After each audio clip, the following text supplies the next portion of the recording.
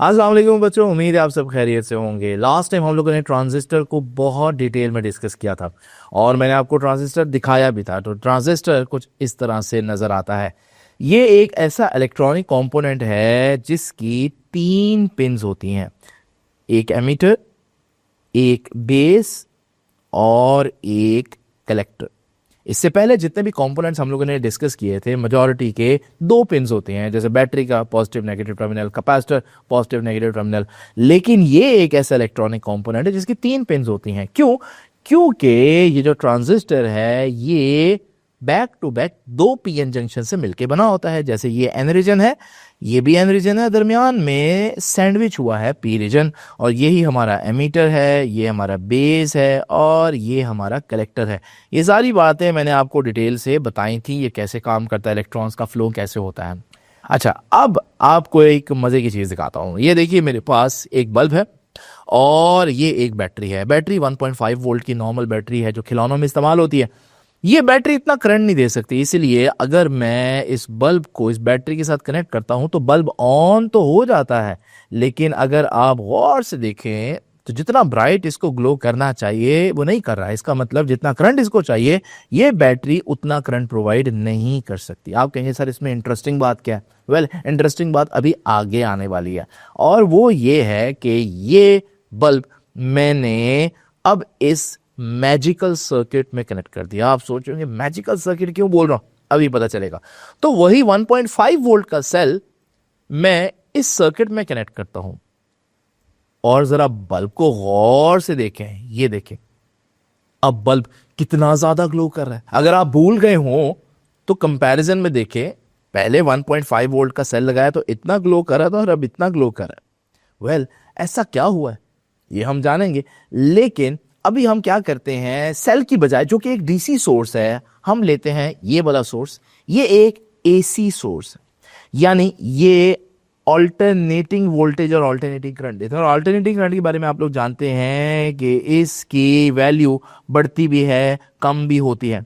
तो अगर मैं इसी बल्ब को इस फ्रीक्वेंसी जनरेटर के साथ कनेक्ट करूं जो कि एसी सिग्नल दे रहा है, तो क्योंकि करंट की वैल्यू कम भी होगी ज़्यादा भी होगी, तो करंट की वैल्यू कम ज़्यादा होने से ब्राइटनेस भी कम ज़्यादा होगी। और ज़रा गौर से देखिए बल्ब को, अब ये ऑल्टरनेटिंग करंट जा रहा है, इसी वजह से ये ब्राइटनेस को कम भी करे ज़्यादा भी करे। लेकिन इंपॉर्टेंट बात यह है कि यहां भी करंट इनफ नहीं है। अगर आप गौर करें तो यहां पर भी ये बड़ा कम ग्लो कर रहा है बल्ब, जितना करना चाहिए उतना नहीं कर रहा। इसका मतलब ये जो हमारा सोर्स है एसी सोर्स, ये इतना ज़्यादा करंट प्रोवाइड नहीं कर सकता। वेल, क्या करते हैं हम, उसी मैजिकल सर्किट में इस बल्ब को कनेक्ट कर देते हैं और अब वही हमारा जो फ्रीक्वेंसी जनरेटर है जिसका बड़ा वीक सिग्नल है उसको कनेक्ट करते हैं यहां। अभी कुछ नहीं हुआ क्योंकि मैंने बल्ब को कनेक्ट नहीं किया हुआ, ये मैं बल्ब को कनेक्ट करने लगा हूं।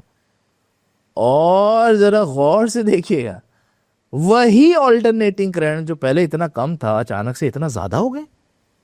जरा देखें, ये बल्ब अब पहले जैसा ग्लो तो नहीं कर रहा। अब तो क्लियरली पता चल रहा है कि करंट काफी ज्यादा है।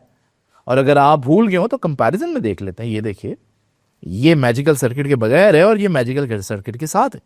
क्लियरली हमारा जो सर्किट है वो करंट को बढ़ा रहा है, एम्पलीफाई कर रहा है। और मजे की बात क्या है, मजे की बात यह है कि जिस तरह से हमारा करंट पहले था, ऑल्टरनेटिंग करंट है अगर जिस फ्रीक्वेंसी का है, तो एम्पलीफाई होने के बाद भी वो उसी फ्रीक्वेंसी का ही है। यानी ये जो सर्किट है ये करंट में और कोई तब्दीली नहीं लेकर आ रहा है, सिर्फ उसको एम्पलीफाई कर रहा है, सिर्फ उसका मैग्नीट्यूड ज्यादा कर रहा है, उसकी वेव की शेप चेंज नहीं कर रहा।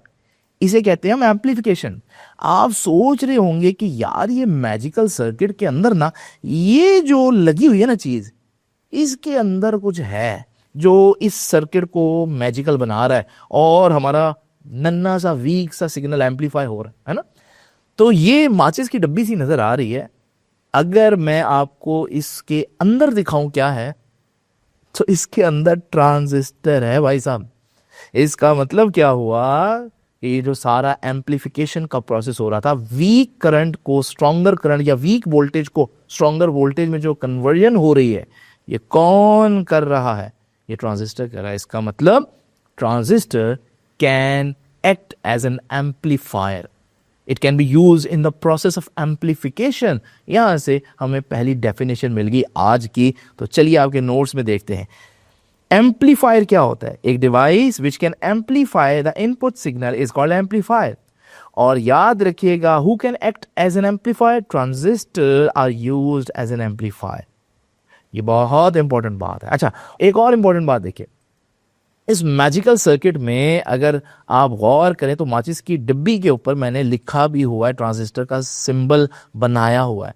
और आप देख रहे हैं ये बेस है, ये एमिटर है और ये कलेक्टर है। कोई बता सकता है ये ट्रांजिस्टर एनपीएन है कि पीएनपी है? जरा गौर करें, जो एरो है मीटर का वो इनसाइड नहीं है, यानी एरो जो है नॉट पॉइंटिंग इन, यानी ये एनपीएन ट्रांजिस्टर है जो आज मैं इस्तेमाल कर रहा हूं। आप सोच रहे होंगे कि मैंने इसको इस तरह आज इस बॉक्स के अंदर क्यों बंद किया है, क्योंकि इससे पहले हम जो बल्ब वगैरह यूज कर रहे थे वो बहुत छोटे थे, लेकिन आज आप देख रहे हैं सर्किट हमारा बहुत बड़ा है। तो अगर मैं इस माचिस की डब्बी की बजाय सिर्फ छोटा सा ट्रांजिस्टर लगा दूंगा वो तो नजर ही नहीं आएगा, आपको पता ही नहीं चलेगा कौन सा बेस है, कौन सा मीटर, कौन सा कलेक्टर। इसलिए मैंने ये बॉक्स बनाया है, अंदर इसके ट्रांजिस्टर ही है। एक और इंपॉर्टेंट बात जरा नोट करें, ये बेस है, ये एमीटर है और ये कलेक्टर है, ठीक है। अब जरा गौर करें, मैंने एमीटर को बेस से भी कनेक्ट किया है और मैंने इसी एमीटर को कलेक्टर से भी कनेक्ट किया। यानी आज हमारी इस कॉन्फ़िगरेशन के अंदर कौन कॉमन है दोनों जंक्शंस में? एमीटर। इधर कलेक्टर से भी कनेक्टेड है, बेस से भी।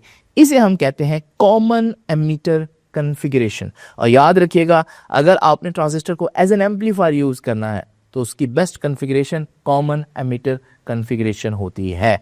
तो देख लेते हैं जी, कॉमन एमीटर कॉन्फ़िगरेशन क्या होती है।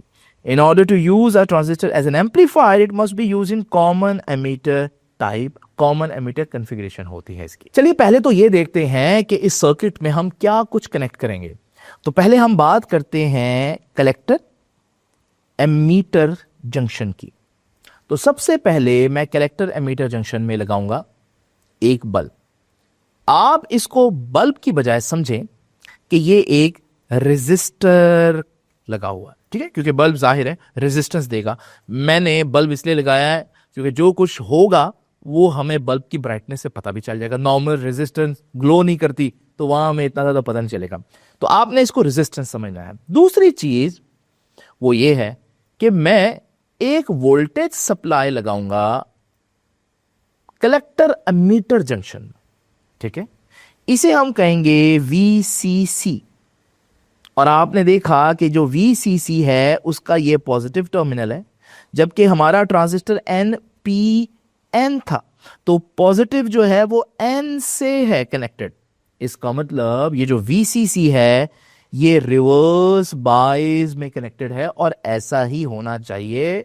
और इसी वजह से बैटरी लगाने के बावजूद हमारा बल्ब ऑन नहीं हो रहा, क्योंकि ये जंक्शन रिवर्स बायस स्टेट में, रिवर्स बायस स्टेट में कंडक्शन नहीं होती है। ठीक हो गया जी। अच्छा, आगे चलते हैं। ये वाला जंक्शन तो कंप्लीट हो गया, एक रेजिस्टेंस लगी है और एक बैटरी लगी है VCC रिवर्स बायस में, ठीक है।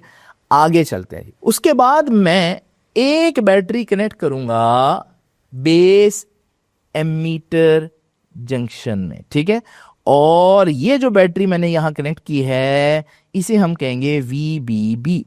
और जरा गौर करें, इसका पॉजिटिव टर्मिनल ऊपर है और बेस जो है वो P रीजन था, तो इसका मतलब पॉजिटिव को हमने P से कनेक्ट किया और नेगेटिव को हमने N से कनेक्ट किया, क्योंकि ये N रीजन था। और इसी को हम फॉरवर्ड बायस कहते हैं। इसका मतलब दूसरे जंक्शन में हमने जो पावर सोर्स कनेक्ट किया है वो फॉरवर्ड बायस्ड है। और याद रखिएगा, base emitter junction forward bias हुआ। यहां भी आपने इमेजिन करना है एक रेजिस्टेंस, मैंने नहीं लगाई, उसकी रीजन है कि आगे चल के आपको पता चल जाएगा मैंने क्यों नहीं लगाई, ठीक है।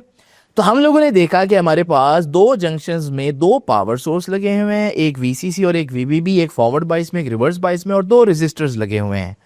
आइए इस डायग्राम को आपकी बुक की डायग्राम से मैच करते हैं ताकि आपको वहां इश्यू ना हो। तो ये देखिए, ये आपकी बुक की डायग्राम है एम्पलीफायर की। ये है जी हमारा ट्रांजिस्टर, बेस, कलेक्टर, एमीटर और कलेक्टर। ये देखें यहाँ आपका ट्रांजिस्टर है, बेस, एमीटर और कलेक्टर, बिल्कुल वैसे। उसके बाद देखें यहाँ पर आपको इस जंक्शन में एक रेजिस्टेंस, क्योंकि बल्ब को आपने रेजिस्टेंस समझना है, और फिर एक पावर सोर्स लगा हुआ नजर आ रहा है। तो यहाँ देखें एक रेजिस्टेंस RC और एक पावर सोर्स VCC कनेक्ट हुआ यहाँ पर नजर आ रहा है। लीजिए ये जंक्शन कंप्लीट हो गया, और ये VCC है रिवर्स बाइस में कनेक्टेड है। उसके बाद देखिए जी दूसरी तरफ मैंने आपको बताया था कि एक पावर सोर्स कनेक्टेड है, VBB कहेंगे उसको। तो यहाँ पर भी देखें, यहाँ पर आपको बेस एमीटर जंक्शन में, बेस एमीटर जंक्शन में एक पावर सोर्स नजर आ रहा है, प्लस मैंने आपको बताया था कि एक रेजिस्टेंस आपने इमेजिन कर लेनी, मैंने नहीं लगाई, थोड़ा सा फर्क मैं रखूंगा, लेकिन ऑलमोस्ट आपका सर्किट वैसा ही है। तो आपने बुक के सर्किट को फॉलो करना है, वो असल में आपके एग्जाम के लिए इंपॉर्टेंट है। तो कितने वोल्टेज नजर आ रहे हैं? 2, VBB और VCC। वेल, 2 वोल्टेजेस और भी हैं, जरा गौर करें। ये जो हमारा फॉरवर्ड बाइसिंग वोल्टेज है VBB, ये बेस और एमीटर से कनेक्टेड तो है, लेकिन दरमियान में एक रेजिस्टर है, यानी बेस और एमीटर को पूरा VBB नहीं मिलेगा, क्योंकि कुछ वोल्टेज रेजिस्टर में इस्तेमाल होगा।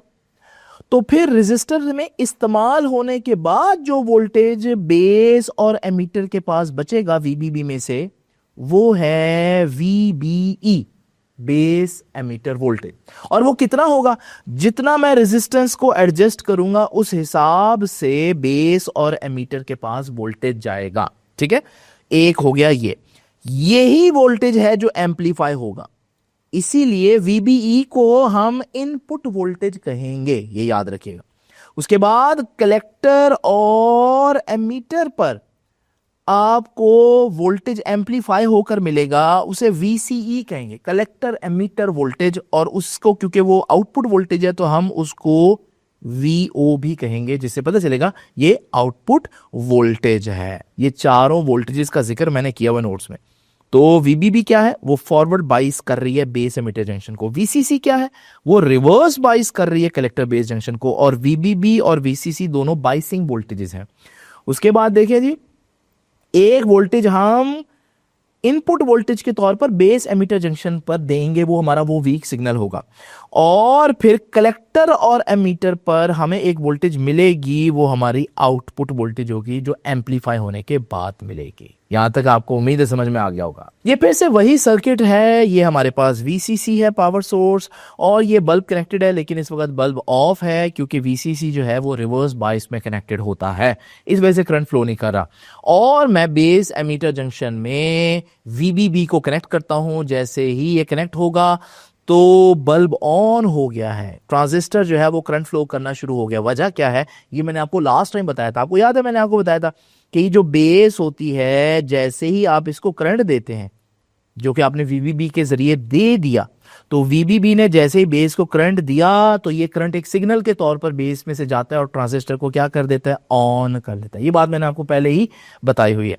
तो यहां पर हमारे पास इस वजह से ये जो ट्रांजिस्टर है ये ऑन स्टेट में आ चुका है। लेकिन आप जानते हैं कि मैंने इस वोल्टेज को कम ज्यादा करना है, उसके लिए मुझे क्या लगानी पड़ेगी? यहां पर एक रेजिस्टेंस, क्योंकि जब मैं रेजिस्टेंस को कम ज्यादा करूंगा तो बेस और एमीटर को मिलने वाली वोल्टेज ऑटोमेटिकली चेंज हो जाएगी। लेकिन मैं क्या करता हूं, मैं यहां रेजिस्टर लगाकर वोल्टेज को चेंज करने की बजाय एक वेरिएबल पावर सोर्स ही लगा देता हूं।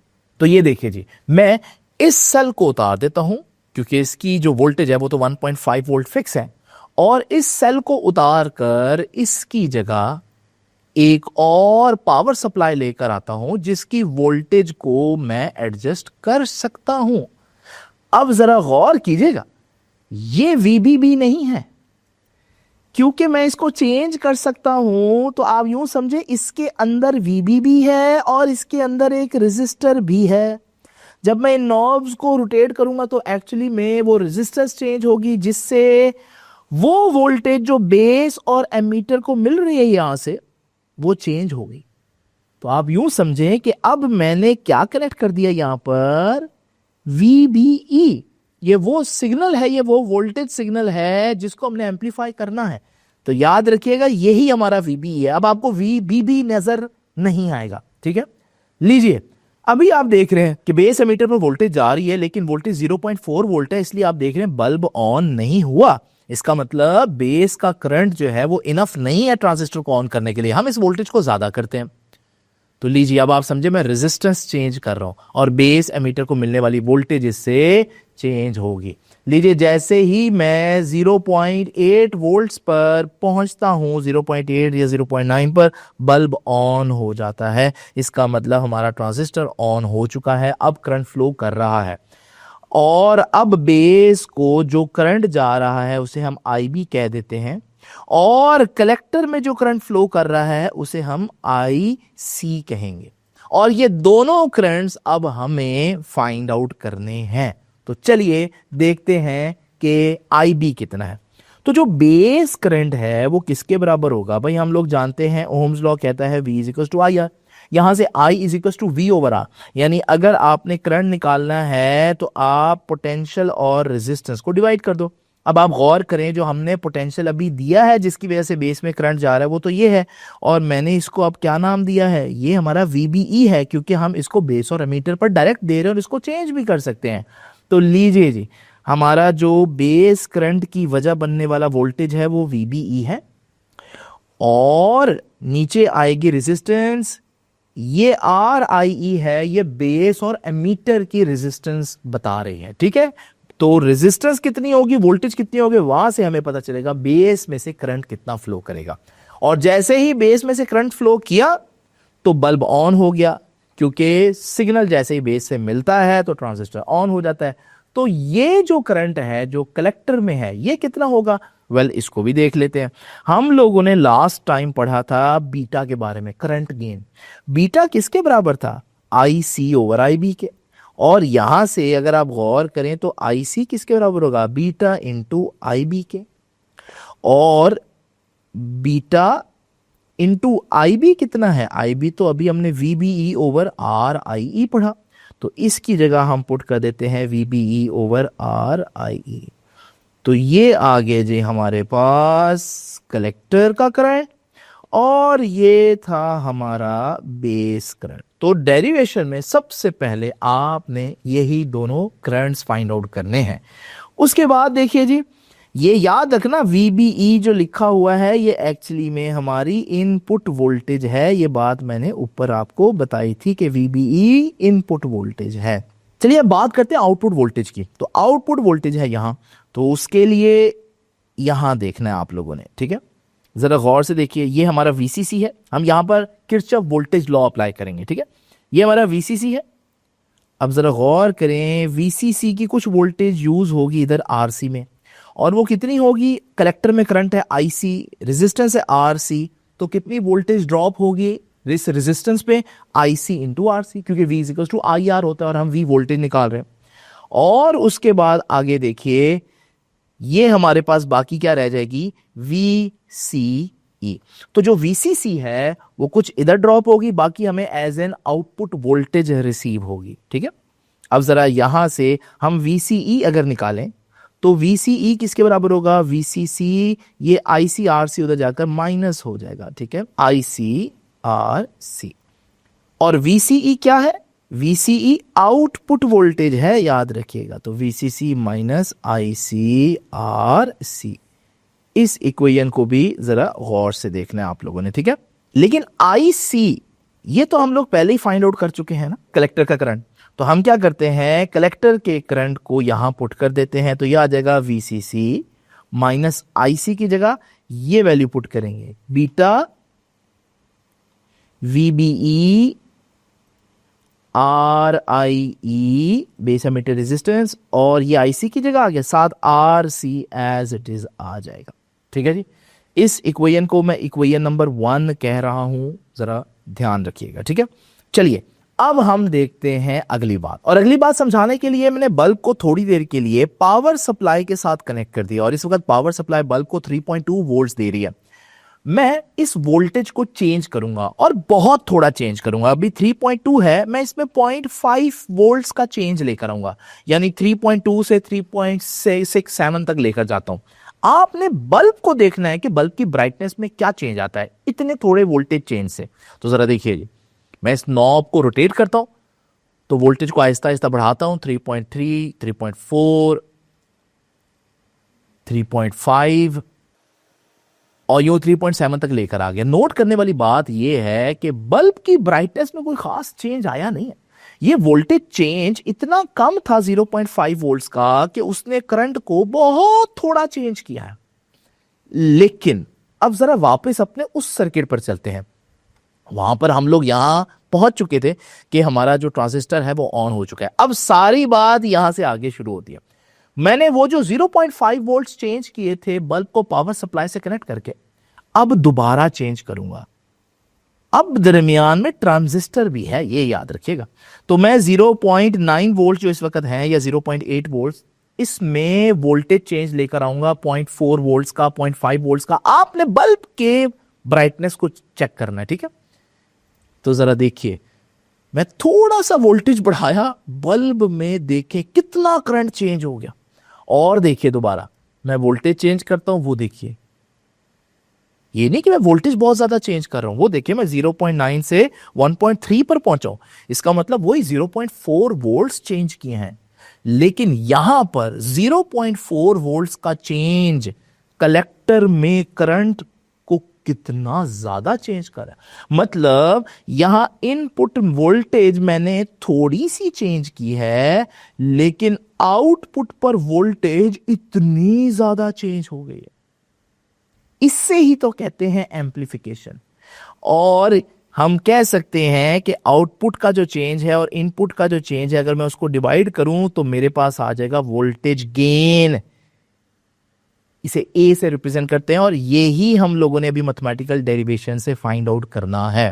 तो आपने देखा कि मैंने वोल्टेज को चेंज किया थोड़ा सा और वहां आउटपुट में वोल्टेज चेंज हो गया बहुत ज्यादा। लेकिन ये डायरेक्ट नहीं हुआ। हुआ क्या होगा, पहले मैंने वोल्टेज चेंज किया तो बेस में ज्यादा करंट गया होगा, तो बेस का करंट चेंज हुआ। फिर बेस का करंट चेंज होने से कलेक्टर में करंट चेंज हुआ, और कलेक्टर के करंट चेंज होने से आउटपुट वोल्टेज चेंज हो गई और हमारा बल्ब ज्यादा ग्लो करने लग गया। तो ये है असल इंपॉर्टेंट बात। इसको जरा जल्दी से देखते हैं।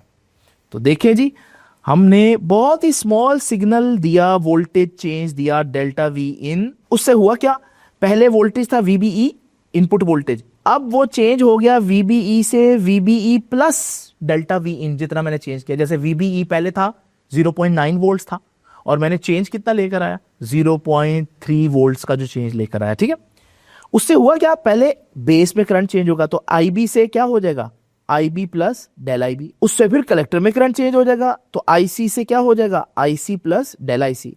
और जब कलेक्टर में करंट चेंज होगा तो आउटपुट वोल्टेज ही चेंज हो जाएगी, वी नॉट से V naught plus del V naught. और ये डेल वी नॉट काफी ज्यादा था, आपने देखा था। Del V in very small, 0.4 volts मैंने चेंज किए थे, लेकिन वहां बल्ब में अच्छा खासा ग्लो चेंज हो गया था। मतलब वहां वोल्टेज बहुत ज्यादा चेंज हुआ है और इन्हीं की रेशियो हम लोगों ने फाइंड आउट करनी है। तो सबसे पहले हम इस इक्वेशन को दोबारा लिख देते हैं। V output is equal to V C C minus beta V B E R C over base emitter resistance. इसे इक्वेशन नंबर 1 कह देते हैं, ठीक है। अच्छा, अब हमने क्या किया था, हमने इनपुट पर वोल्टेज चेंज किया था, है ना। हमने VBE को उसमें थोड़ा सा वोल्टेज चेंज लेकर आए थे, 0.9 से हमने उसको 1.2 पर ले गए थे, चेंज किया था ना। तो हम उस चेंज को इधर इंट्रोड्यूस करते हैं। तो ये देखिए जी, मैं यहां से लिखना शुरू करता हूं, RC VBE की जगह मैं लिख रहा हूं, VBE में जो चेंज आ गया ना, VBE प्लस डेल वी इन, ठीक है, divided by base emitter resistance और बीटा एज इट इज। ये मैंने नई वैल्यू लिख दी वोल्टेज की। VCC उससे पहले एज इट इज आ रहा है। अब इसकी वजह से आप लोग जानते हैं कि आउटपुट भी चेंज हो जाएगी। तो आउटपुट जो है वो वी नॉट से V naught plus del V naught हो जाएगी। तो इसकी जगह मैं V naught plus del V naught कह देता हूं। तो मैंने इक्वेशन नंबर 1 में 2 चेंजेस किए हैं सिर्फ, अगर आप गौर करें। वी नॉट की जगह वी नॉट की नई वैल्यू और VBE की जगह इनपुट वाली नई वैल्यू लिख दी है, ठीक है। अच्छा, जरा इसको सॉल्व करते हैं। ये बन जाएगा V naught plus del V naught, ये आ जाएगा VCC माइनस, ये बीटा अंदर मल्टीप्लाई होगा, पहले ये बीटा मल्टीप्लाई होगा VBE RIE RC, और फिर ये बीटा मल्टीप्लाई होगा दूसरी टर्म से, तो ये बन जाएगा beta del V in R C over base emitter resistance. लीजिए ये हो गई इक्वेशन नंबर 2, ठीक है। अब मैं क्या करूंगा, सब्ट्रैक्ट 1 फ्रॉम 2, इक्वेशन 2 में से इक्वेशन 1 को सब्ट्रैक्ट करूंगा। अब ये है इक्वेशन 2 और ये है इक्वेशन 1, तो मैं पहले लेफ्ट हैंड साइड से लेफ्ट हैंड साइड को सब्ट्रैक्ट करता हूं। इसकी लेफ्ट हैंड साइड क्या है, V naught plus del V naught. Subtract करूंगा उसकी लेफ्ट हैंड साइड, वो क्या है, माइनस वी नॉट। फिर इसकी राइट हैंड साइड क्या है, V C C minus beta V B E R C base emitter resistance minus अगली ये वाली टर्म है beta del V in R C over base emitter resistance. ये हो गई इसकी राइट हैंड साइड इक्वेशन 2 की। तो अब मैं इक्वेशन 1 की राइट हैंड साइड लिखूंगा, वो ये है, वो क्या है, सब्ट्रैक्ट करेंगे ना तो वीसीसी माइनस वीसीसी हो जाएगा, और जब इसको नेगेटिव टर्म है इसको सब्ट्रैक्ट करेंगे तो ये तो प्लस हो जाएगी, तो plus beta V B E R C base emitter resistance. आप कहेंगे सर ये क्या खौफनाक सी इक्वेशन बना दी है, बात आपकी दुरुस्त है, लेकिन अभी होने वाली है ये सिंप्लीफाई। ये शायद आपकी बुक की सबसे लंबी इक्वेशन हो, लेकिन सिंप्लीफाई होगी। तो ये कैंसिल हो गया, बीसीसी माइनस वीसीसी कैंसिल हो गया, और ये टर्म पूरी इस टर्म से कैंसिल हो गई। अब जरा गौर करें तो हमारे पास क्या रह गया, इधर एक चीज रह गई डेल वी नॉट, इधर एक टर्म रह गई है minus beta del V in R C over base emitter resistance. अब आपको याद है मैंने आपको बताया था कि ये जो डेल वी आउट है और डेल वी इन है, मुझे इसकी रेशो मालूम करनी है। तो डेल वी आउट यानी आउटपुट वोल्टेज और del V in change in input voltage, इसको मैं इधर ले आता हूं तो इधर क्या रह जाएगा, minus beta R C over R I E, और ये है आउटपुट और इनपुट की रेशो, वोल्टेज की रेशो, इसी को हम कहते हैं वोल्टेज गेन, और ये बराबर है negative beta R C R I E के। लीजिए इक्वेशन आ गई हमारे पास। यहां दो बातें हैं सीखने वाली इस इक्वेशन में। सबसे पहली बात, बीटा आ रहा है, याद है बीटा की वैल्यू तो 100-200 इतनी होती है, मैंने आपको बताया था ये करंट गेन है, ठीक है। तो ये अगर 100 टाइम्स है सपोज, तो ये तो बहुत बड़ी वैल्यू है, तो जब ये मल्टीप्लाई होगी तो आपका वोल्टेज गेन भी बहुत ज्यादा आएगा। इसका मतलब क्या है, वोल्टेज गेन ज्यादा होने का मतलब ये है कि इनपुट पे आप थोड़ी सी वोल्टेज चेंज करेंगे तो आउटपुट पर आपके पास बहुत ज्यादा वोल्टेज चेंज होगी, और ये बात मैं आपको पहले ही दिखा चुका हूं, फिर से देख लें, ये अब मैं आपको जो रिजल्ट आया है वो दिखाने लगा हूं। तो ये देखिए जी, अभी ये हमारी इनपुट वोल्टेज है जो VBE है, इसको भी मैंने चेंज नहीं किया, तो मैं इसमें चेंज लेकर आता हूं, 0.1 वोल्ट चेंज करता हूं। तो जरा देखिएगा, बल्ब को देखना है आपने, तो मैंने ये देखे 0.1 वोल्ट चेंज किया, बल्ब कितना ज्यादा ग्लो हो गया। अच्छा 0.1 वोल्ट और चेंज करता हूं, तो ये देखिए, वो देखिए बल्ब को देखिए, बल्ब कितना ज्यादा ग्लो हो गया। तो थोड़ा सा इनपुट वोल्टेज चेंज होता है, बहुत ज्यादा आउटपुट वोल्टेज चेंज हो जाता है, मतलब ये सर्किट आपके वोल्टेज को एम्पलीफाई कर रहा है। This is transistor as an amplifier. थोड़ा सा मुश्किल है, लेकिन अगर एक्सपेरिमेंट से भी समझ में नहीं आता तो फिर कैसे आएगा। तो ये बात कि जो beta R C R I है ये वाली, इसकी वैल्यू बहुत ज्यादा होगी, ऑर्डर ऑफ द हंड्रेड्स। क्यों? क्योंकि इसमें बीटा है, और बीटा की वैल्यू हमें पता है बहुत ज्यादा होती है, और क्योंकि जब बीटा की वैल्यू ज्यादा होगी तो फिर सारा फैक्टर बड़ा हो जाएगा, तो हम कहेंगे हमारी जो इनपुट वोल्टेज है वो एम्पलीफाई हो जाएगी। अच्छा, उसके बाद एक और बात भी यहां सीखने वाली है, लेकिन पहले हम एक और एक्सपेरिमेंट करते हैं। ये फिर से वही सर्किट है और डीसी पावर सप्लाई कनेक्टेड है। अब हम इस बल्ब को इस डीसी पावर सप्लाई के साथ जरा जूम करके देखते हैं, ताकि हमें और ज्यादा क्लैरिटी से नजर आए जो कुछ हमने देखा। तो ये देखिए, इस वक्त 0.8 वोल्ट से ऑलमोस्ट, और हमारा बल्ब जो है वो बिल्कुल ग्लो नहीं कर रहा। थोड़ा सा वोल्टेज चेंज करते हैं 0.1 वोल्ट का, ये देखिएगा, उधर देखिए बल्ब कितना ज्यादा ग्लो करना शुरू हो गया, यानी वहां वोल्टेज कितना ज्यादा चेंज हुआ। और 0.1 वोल्ट चेंज करते हैं, देखिए उधर कितना ज्यादा ग्लो हो गया। फिर 0.1 वोल्ट चेंज करते हैं, कितना ज्यादा ग्लो हो गया। अच्छा, बच्चों को यह लगता है कि सर आप ठीक है, यहाँ बहुत छोटा वोल्टेज चेंज करते हैं, इधर बहुत ज्यादा वोल्टेज चेंज हो जाता है आउटपुट पर। लेकिन ये तो law of conservation of energy के अगेंस्ट है। आप थोड़ी सी एनर्जी देकर इतनी ज्यादा एनर्जी कहाँ से ले रहे हैं, है ना, सोचने की बात है। मैं भी ये सोचता था जब मैं स्टूडेंट था, लेकिन फिर मुझे बाद में पता चला कि एक्चुअली में इसके वोल्टेज चेंज होने से यहाँ वोल्टेज चेंज आ तो रहा है, लेकिन इसको जो वोल्टेज मिल रहा है वो एक्चुअली में मिल इस पावर सप्लाई से रहा है। ठीक है, यानी ये वाली पावर सप्लाई ट्रांजिस्टर में ऐसे काम करती है कि वो जैसा वोल्टेज यहां चेंज होता है उसको एम्पलीफाई करती है, और वो चेंज इस यहां पर देगी आउटपुट पर, लेकिन देगी कहां से, इस पावर सप्लाई से। ये बात समझ में आई? तो ये ना समझिएगा कि ये छोटी सी वोल्टेज चेंज होकर इतनी बड़ी वोल्टेज बन रही है, वो वहां से इस पावर सप्लाई से आ रही है। तो वो पावर सप्लाई लगाई भी हमने इस वजह से। तो फिर यहां से मेरे जहन में एक और बात आती है, और वो क्या, वो मैं आपको बताता हूं। आपको याद है हमारे पास ये साइन वेव होती है, ऑल्टरनेटिंग करंट का ग्राफ ऐसे होता है। अगर आप किसी भी पॉइंट पर देखें, ऑल्टरनेटिंग करंट का वैसे तो वोल्टेज हर लम्हा चेंज हो रहा है। ये देखिए 0 वोल्ट है, 0.5, 0.7 मैक्सिमम हो गए, फिर 0.7, 0.5, फिर नेगेटिव में चले गए। लेकिन अगर आप गौर करें, हर पॉइंट पर इसको डीसी नहीं कंसीडर कर सकते, हर पॉइंट पर तो उसकी एक वैल्यू है। तो अगर हमारे पास ट्रांजिस्टर वोल्टेज को एम्पलीफाई कर रहा है 10 टाइम्स, और मैं उसको ऑल्टरनेटिंग सिग्नल दूं, ये ऑल्टरनेटिंग वोल्टेज है जो आपको नजर आ रही है, तो 0 को वो 10 टाइम्स करेगा तो वो तो 0 रहेगा। लेकिन 0.5 जब जिस लम्हे 0.5 वोल्ट्स होंगे, तो 10 टाइम्स आउटपुट पर क्या मिलेगा, आउटपुट पर तो 5 वोल्ट्स मिलेंगे 10 टाइम्स। और 0.7 होगा जिस लम्हे, 7 वोल्ट्स मिलेंगे 10 टाइम्स। जिस वक्त में 1 होगा 10 वोल्ट्स मिलेंगे 10 टाइम्स। फिर 0.7 पर 7, 0.5 पर 5, 0 पर 0। तो आपकी जो इनपुट वोल्टेज है, जो कि ये ब्लैक में नजर आ रही है, उस पर आपके पास आउटपुट पर ऐसी वोल्टेज नहीं आएगी, यानी बिल्कुल सेम वोल्टेज आ रही है, सिर्फ एम्पलीट्यूड ज्यादा हो गया। यानी अगर हम ट्रांजिस्टर को साइन वेव दें, तो वो उस साइन वेव को भी एम्पलीफाई कर सकती है, यानी डीसी सोर्स को तो कर ही रही है, ऑल्टरनेटिंग वोल्टेज को भी कर सकती है। खैर ये मैंने थ्योरेटिकली अज्यूम किया है, आइए चेक करते हैं वाकई में ऐसा है या नहीं। तो ये देखिए, ये वही पावर सप्लाई है जो बड़ा वीक सिग्नल देती है, तो एसी सिग्नल दे रही। इसका एसी सिग्नल आप यूं इमेजिन कर सकते हैं, बड़ा वीक है। लेकिन अब हम क्या करते हैं, इसी पावर सप्लाई को, इसी फ्रीक्वेंसी जनरेटर को, ये एसी पावर सप्लाई है, इसको मैं कनेक्ट करता हूं उसी सर्किट में, और मैंने कनेक्ट कर दिया। भाई अब मैं बल्ब को कनेक्ट करता हूं, तो अब जरा देखिएगा, ये देखिए कितना एम्पलीफाइड सिग्नल मिल रहा है हमें। जरा दोनों को इकट्ठे रखकर देखिए, है कि नहीं मजे की बात।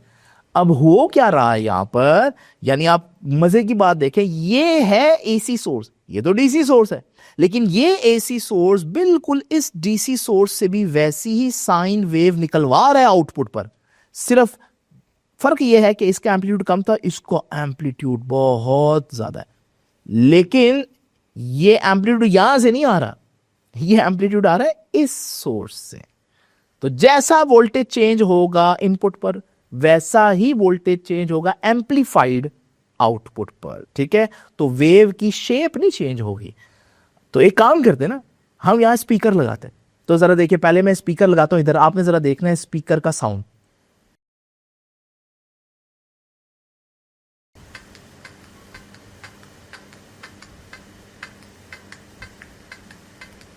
तो आप देख रहे हैं काफी लो साउंड है, क्योंकि इसका सिग्नल इतना स्ट्रांग ही नहीं है इस पावर सोर्स का। अब इस पावर सोर्स को वहां लगाते हैं, स्पीकर को भी वहां लगाते हैं। अब जरा देखिएगा, तो हम बल्ब को उतारकर अब स्पीकर लगाते हैं।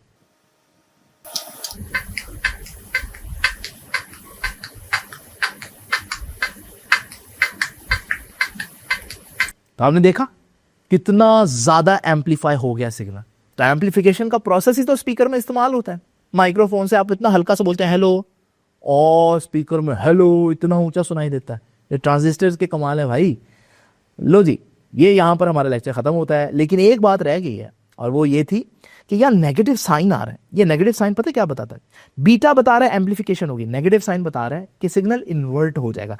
यानी आप ये वाला सिग्नल देंगे तो सिग्नल एम्पलीफाई हो जाना चाहिए, ऐसा बनना चाहिए ना। तो वो कहता है कि नहीं, एम्पलीफाई तो होगा लेकिन बनेगा ऐसा। एम्पलीफाई हुआ है लेकिन फेज शिफ्ट 180 डिग्री का आ गया। क्रस्ट एम्पलीफाई होकर ट्रफ बन रहा है ना, और ट्रफ एम्पलीफाई होकर क्रस्ट बन रहा है। तो एम्पलीफिकेशन है, लेकिन नेगेटिव साइन क्या बताता है? फेज शिफ्ट 180 डिग्री है between the input and output signal. I know lecture लंबा हो गया, लेकिन ये अगर एक एक चीज़ क्लियर ना हो तो फिर फ़ायदा ही क्या। अब आपको ये नहीं भूलेगा इंशाल्लाह, थोड़ी सी मेहनत आप लोगों ने भी करनी। तो आपसे भी इंशाल्लाह मुलाकात होगी नेक्स्ट लेक्चर में, तब तक के लिए अल्लाह हाफिज़।